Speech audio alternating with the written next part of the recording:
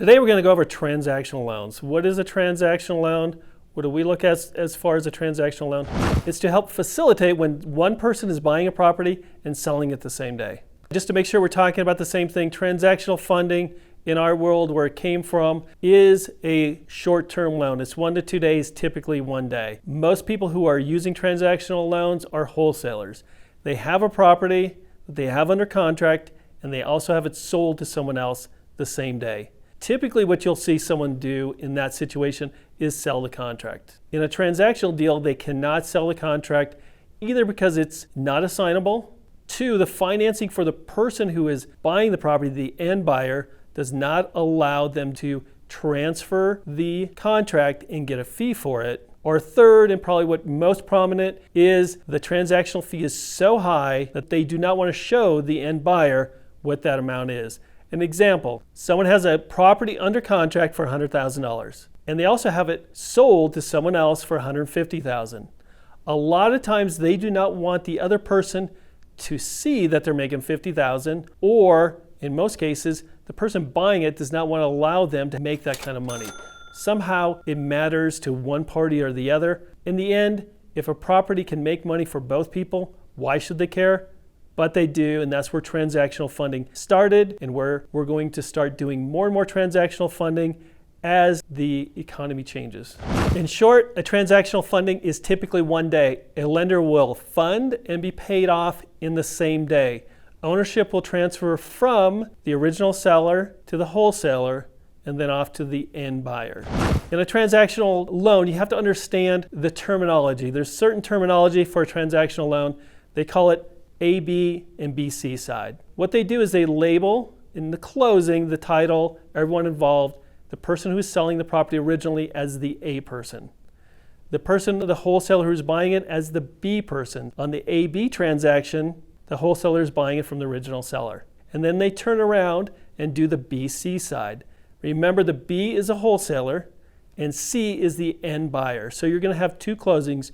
You're going to have the AB side and the BC side. You'll hear that terminology, especially talking with the title company, because for them to keep it straight, they want to understand there's 2 transactions. There's the AB sides, which is the original side, and the BC side, which is the end buyer buying it from the wholesaler. A typical transactional funding closing looks like this.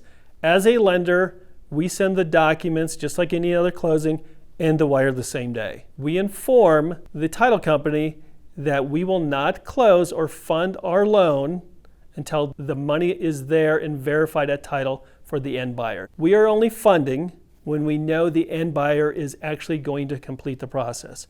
So transactional funding, the 1-day closing, keeping prices low and everything, only works when all parties are there and ready to close. Typically what you're going to see is all 3 parties in the same closing. A, B side, or the original seller and the wholesaler will do their closing, and then 5 minutes later they'll move over and the wholesaler will sell it to the end user. Then the title company will go back, do all its paperwork, clear all the wires, send the wire back for the person who's doing the transactional funding, and now the end buyer owns the property and the wholesaler has their fee without, at that time at least, the end buyer knowing what that fee is. So what do transactional funding loans cost? Typically what you're going to find is it's based on your loan to value and how long it is, because there are transactional loans that merge into really a bridge loan, which takes 30 to 60 days.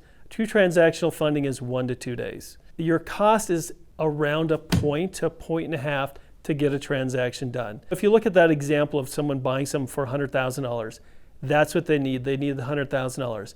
It may cost them $1,000 to $1,500 to make 50 grand. That doesn't work if they're doing a transactional funding and they're buying it for $100,000 and maybe selling it for $105,000. It takes out too much of the money. In that case, it's really better just to sell the contract than do a transactional deal. Remember, transactional deals are only there when the margins are good on a deal and or when financing for the end person is requiring it. So who does transactional lending? It's typically small hard money lenders like Hard Money Mike. If you're looking for transactional fundings, we've been doing them for over 20 years. We'd be glad to be able to help you price it out, look and see if it's something we could do, or help you walk through the process. And there's also other small local lenders in your market. If you go to a larger lender, they're going to want more money in. They may want 15 or 20% of your money. Small lenders like Hard Money Mike will typically do 100%. So if you like that, please also like this video. If you have that deal, just email or call us. We'd be glad to quickly look at it, let you know if we could do it, price it out, and make sure we have the funds for your closing to make sure you make the money you're looking to make.